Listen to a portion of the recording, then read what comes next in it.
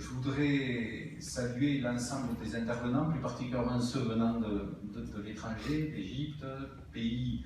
cher à mon cœur, puisque je suis président du groupe d'amitié France-Égypte à l'Assemblée nationale, et donc très lié à ce pays qui est un pays qui joue un rôle du reste particulièrement important et essentiel par rapport à la stabilité, j'allais dire, de cette partie du monde, parce que tout un chacun peut d'ores et déjà imaginer le pire si l'Égypte avait basculé dans le chaos, comme la Syrie, l'Irak, la Libye, le Yémen ont basculé dans le chaos. Et je crois que, assurément, pour cette partie du monde, parce que l'Égypte est au confluent de trois enjeux majeurs, c'est-à-dire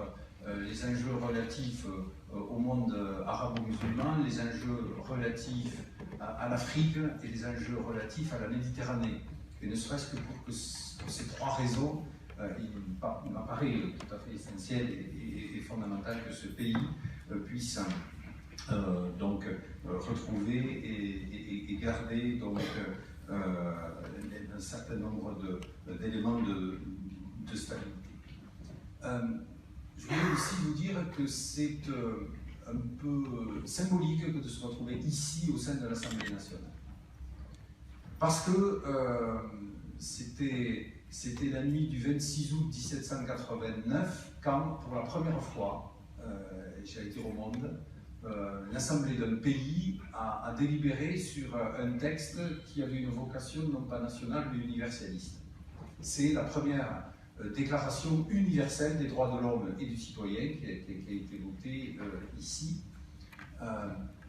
Et quand je dis ici, ce n'était pas dans ce lieu précisément, puisque l'Assemblée nationale, contrairement à ce que beaucoup pensent, ce n'est pas un lieu, mais c'est un rassemblement d'individus, donc le rassemblement des représentants donc, du peuple français. Et somme toute que de se retrouver ici pour parler des questions relatives donc, à la déradicalisation, mais aussi au dialogue entre les peuples, entre les cultures, entre les religions, j'allais dire, n'est pas quelque chose d'incongru, au contraire. Et je crois que c'est un élément tout à fait symbolique, et c'est pour cela que j'ai grand plaisir, j'allais dire, à vous accueillir pour ce colloque. Alors, je voudrais vous dire que je vais parler de ces questions avec beaucoup d'humilité, parce que je ne suis pas un spécialiste de ces thématiques. D'autres le sont assurément dans cette maison beaucoup plus que moi. Je suis secrétaire de la Commission de la Défense nationale et des Forces armées, donc beaucoup plus impliqué dans les questions, j'allais dire, de défense que de sécurité intérieure, même si, du reste, aujourd'hui, au nom de ce qu'on appelle le continuum défense-sécurité, il apparaît, j'allais dire, particulièrement important et essentiel d'avoir une vision, une approche globale, j'allais dire, des problèmes, et que, en tout état de cause, par rapport donc à notre adversaire aujourd'hui, qui est cet islamisme radical incarné par ce monstre qu'est Daesh, et bien avec cette nécessité d'avoir une action et une politique tout à fait coordonnée en la matière, avec une action au travers de ce qu'on appelle les OPEX, les opérations extérieures, que mène, j'allais dire, avec courage, force et détermination, j'allais dire, nos forces françaises, parce que la France est quand même un des pays, peut-être, j'allais dire, excusez-moi, mais par rapport à d'autres partenaires venant d'autres pays européens, mais aujourd'hui le seul pays européen à prendre ses responsabilités dans les affaires du monde par rapport à cela et assumer en tout état de cause sa position singulière de membre permanent du Conseil de sécurité des Nations Unies, qui nous donne un certain nombre de droits, mais aussi un certain nombre de devoirs vis-à-vis de la communauté internationale et notamment,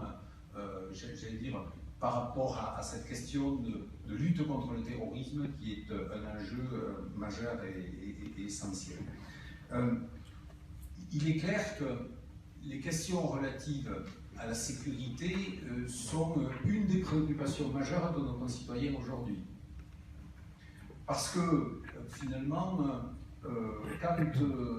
on nous annonçait de terribles attentats, et chacun sait, parler de l'Égypte, mais en Irak, en Syrie, je veux dire un petit peu partout, en Turquie ou un petit peu partout dans le monde, quand j'allais dire au journal télévisé, on vous annonce un attentat avec quelques dizaines de morts, je dis voilà, ça passe, une information chasse l'autre, ne se sent pas directement responsable. Mais suite aux attentats de 2015, du mois de janvier et du mois de novembre, j'allais dire c'est un traumatisme qu'a connu au plus profond de lui-même notre pays, une prise de conscience, par rapport au fait que nous étions engagés dans un combat qui était un combat total, durable, et qui se passait là-bas, mais aussi ici. Et avec cet enjeu spécifique lié au fait que, notamment par rapport à tous ces attentats que notre pays a commis, ils ont été commis par des jeunes Français, pour la plupart, certains ayant la double nationalité, pas tous, et qui, en fait, de la manière la plus lâche qui soit, ont retourné, si je puis m'exprimer ainsi, leurs armes contre leur pays d'origine, contre, j'allais dire, la civilisation, les valeurs, les concepts, les idées que nous représentons et que nous défendons à bien des égards. Et que par rapport à cela, ceci doit nous interpeller sur les processus qui ont fait que des individus qui, pour la plupart d'entre eux, avaient l'apparence de la normalité, se transforment en un temps plus ou moins court, en véritables monstres, c'est-à-dire avec cette capacité qu'ils se sont octroyés de pouvoir enlever la vie à un certain nombre d'autres personnes, voilà, de par eux-mêmes, au hasard du reste, et avec tout ce que cela comporte d'inhumanité, j'allais dire, parce qu'un acte terroriste, ici comme ailleurs, est un acte d'inhumanité à bien des points. Alors, par rapport à cela, mon intime conviction, c'est que, au regard de cet ennemi de l'intérieur, eh bien, il est important que la société puisse se doter de moyens, j'allais dire, de connaissances, d'anticipation, pour faire de telle sorte que on puisse connaître la situation, qu'on puisse analyser, et c'est un peu ce qui va être fait certainement aujourd'hui, un certain nombre de raisons qui font que des individus basculent, je veux dire, parfois d'un cadre, je veux dire, très éloigné de la religion, vers un cadre, j'allais dire, plus strict de foi religieuse, et puis ensuite, certains d'entre eux qui basculent donc, dans la radicalisation, et puis dans le terrorisme et dans la violence. Pour faire face à cela, il me paraît normal et légitime que les sociétés démocratiques donc, se dotent d'un certain nombre d'outils, y compris sur un plan juridique, pour pouvoir faire face. C'est pour cela que, en ce qui me concerne, j'ai toujours défendu un certain nombre d'idées de principes. Tout d'abord, celui d'unité d'union nationale, c'est-à-dire que je crois que ces questions devraient autant que possible essayer d'être en dehors du champ du jeu, si ce n'est politique, tout au moins politicien, parce que ça me paraît être un point important. C'est pour cela que sur la constitutionnalisation de l'état d'urgence, j'ai fait partie, dans ceux de ma famille centriste, qui ont plaidé pour que nous puissions aller vers un cadre le plus unanime possible sur l'ensemble de ces questions, et essayer de faire de telle sorte que le fait pour la démocratie de se doter d'outils à un moment donné qui sont des outils un peu exceptionnels soit quelque chose de partagé par l'essentiel, j'allais dire, de la représentation politique nationale. Donc, c'est important parce que nous sommes face à un conflit qui est un conflit d'un genre nouveau, parce parce que totalement asymétrique, avec un adversaire qui ne respecte aucune des règles et aucune des conventions internationales, puisque le propre de la guerre était d'être codifié. Voilà, il y a un droit de la guerre, mais qui, jusqu'à présent, était lié au regard du fait que c'était deux pays qui se faisaient la guerre et en fonction de règles, mais qui depuis tout temps ont toujours été codifiées. Et si on remonte jusqu'au Moyen-Âge, avec l'Église qui jouait un rôle, je veux dire, par rapport à la codification des règles de la guerre, y compris des trêves et de tout ce qu'on peut imaginer. Aujourd'hui, nous sommes dans un schéma qui est totalement différent, avec un adversaire qui ne nous reconnaît pas, qui ne reconnaît aucune règle, et avec tout ce que cela représente, et donc ce qui est le propre d'un conflit asymétrique. Si nous en arrivons dans cette situation, c'est parce qu'il y a un certain nombre d'individus qui, à un moment donné, comme on l'a dit, basculent dans la radicalité avec tout ce que cela comporte. Je crois qu'il m'apparaît important et essentiel de réfléchir sur les processus qui entraînent ce phénomène de radicalisation, qui pour moi s'apparente à une démarche sectaire. C'est-à-dire que je crois que tous ceux qui rentrent dans ce processus-là,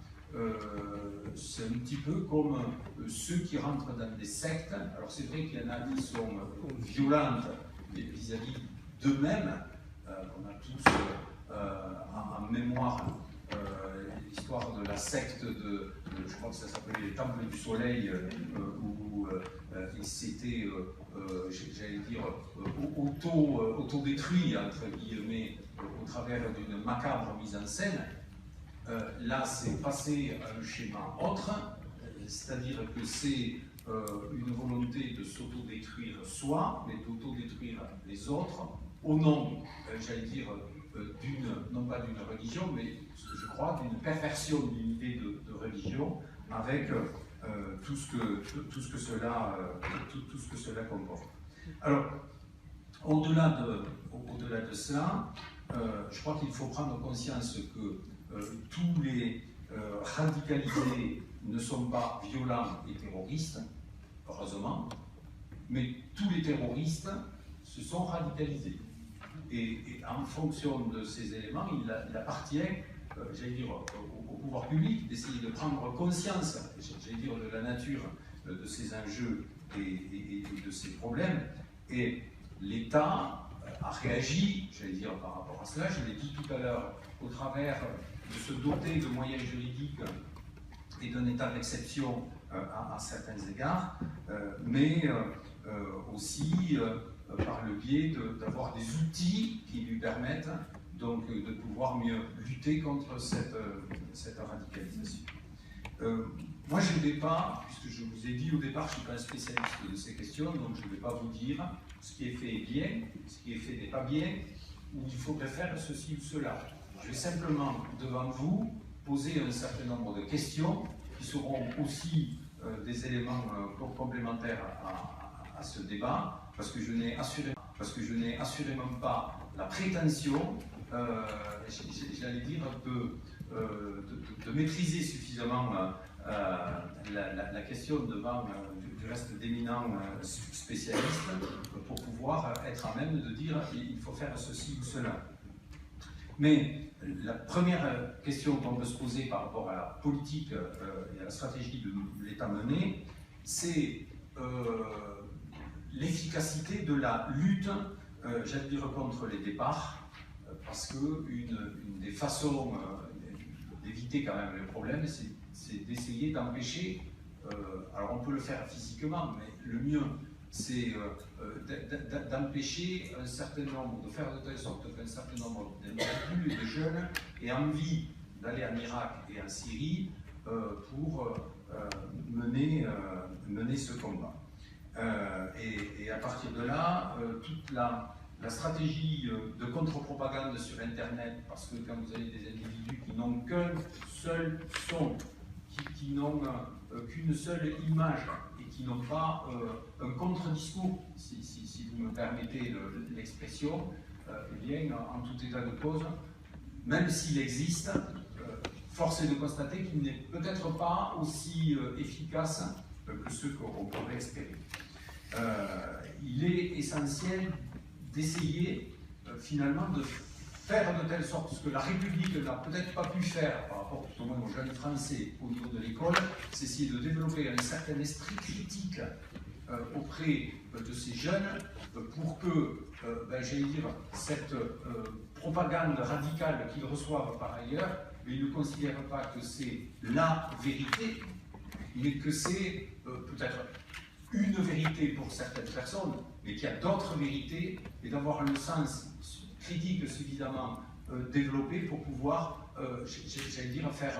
la part des choses par rapport à cela. Ensuite, l'autre question, c'est l'efficacité de la réponse qui est donnée par rapport à celles et ceux qui reviennent donc, de ces théâtres de guerre, savoir est-ce que on doit pouvoir, au-delà des assignations à résidence, comment traiter ces questions, et notamment le cas un petit peu difficile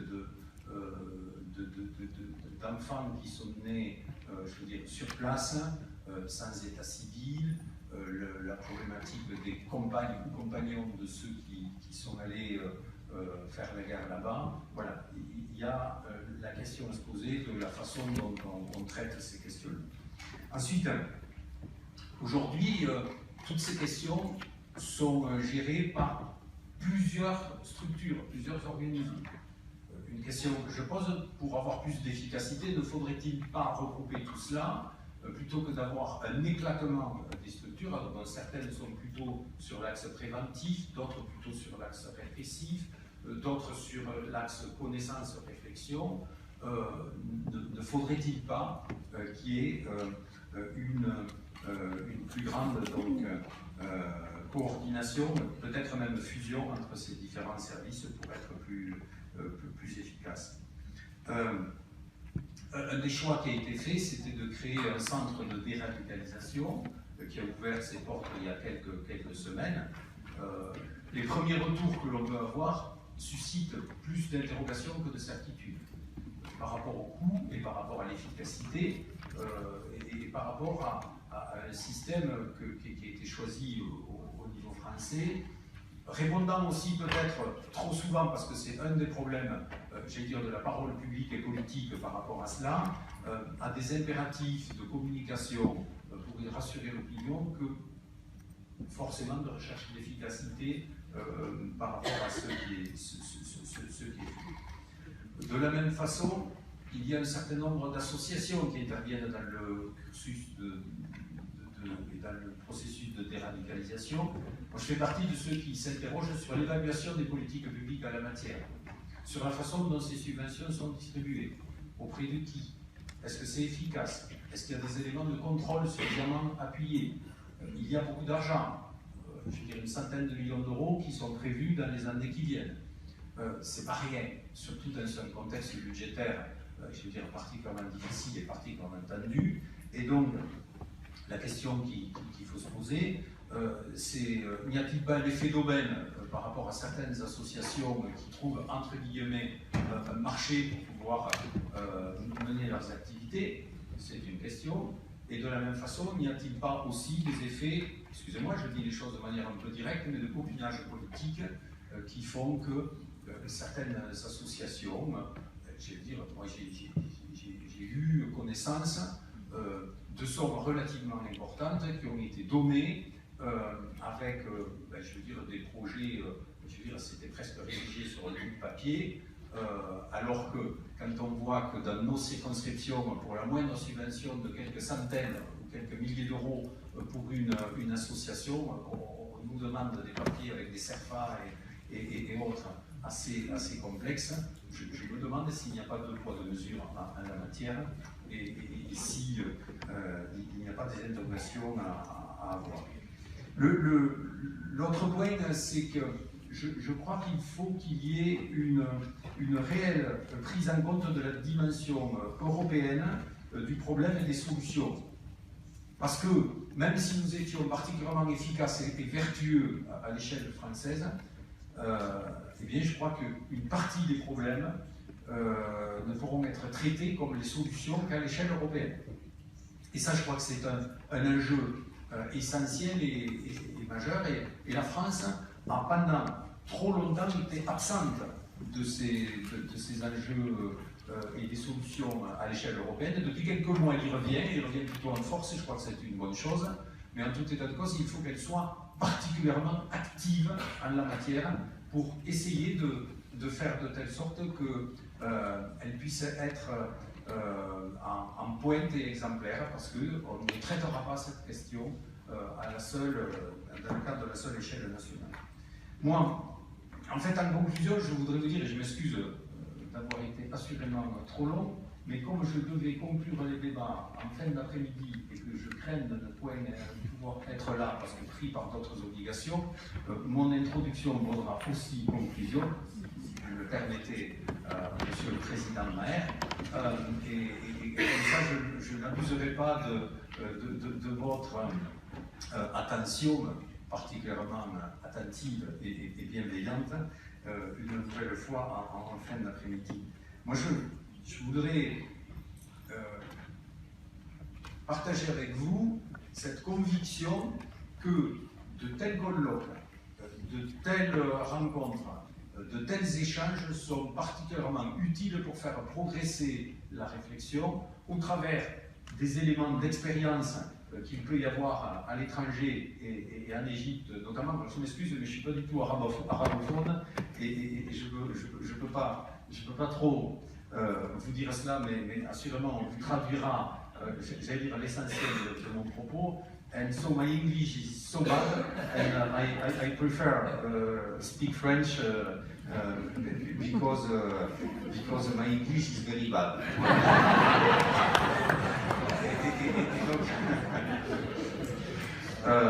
Alors, en fonction de ces éléments, vous savez, je fais juste une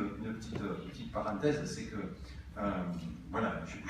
je suis aujourd'hui ici, alors faut avouer à moitié pardonné, parce qu'il y a ce colloque, mais aussi parce qu'il y a une grande réunion publique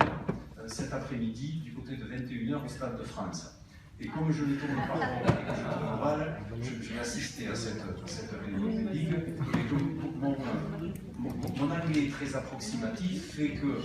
quand nous rencontrons nos collègues du Parlement britannique, je suis le seul qui est compris dans le cadre, vous savez, puisqu'il y a des codifications et des règles en rugby, notamment qu'on appelle le troisième mi-temps, d'échanges assez sympathiques, qui, quand ils s'expriment, les Anglais qui ne parlent pas français et les Français qui ne parlent pas anglais, tout le monde me comprend. C'est une forme d'universalité, somme toute assez sympathique. J'espère qu'un jour je pourrai faire la même chose avec l'arabe, mais j'ai beaucoup de marge de progression par rapport à cela. Pour terminer sur une note quand même un petit peu plus sérieuse, je voudrais vous dire que ça me paraît être essentiel pour faire progresser ces éléments d'échange et de dialogue et de connaissance. Mais moi j'ai une intime conviction. Une intime conviction que je voudrais vous faire partager, c'est que je crois que, in fine, toujours, la démocratie, la paix et la liberté gagneront. Ça sera long, ça sera difficile, ça va être un parcours semé d'embûches, mais moi j'ai cette intime conviction que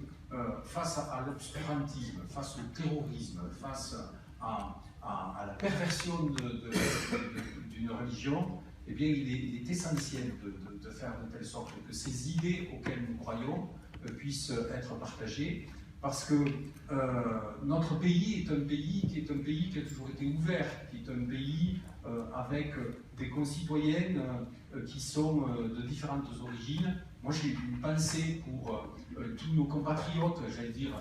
qui sont de confession musulmane, qui sont souvent, et le plus souvent totalement meurtris par ce qui s'est passé, parce qu'ils sont victimes de stigmatisation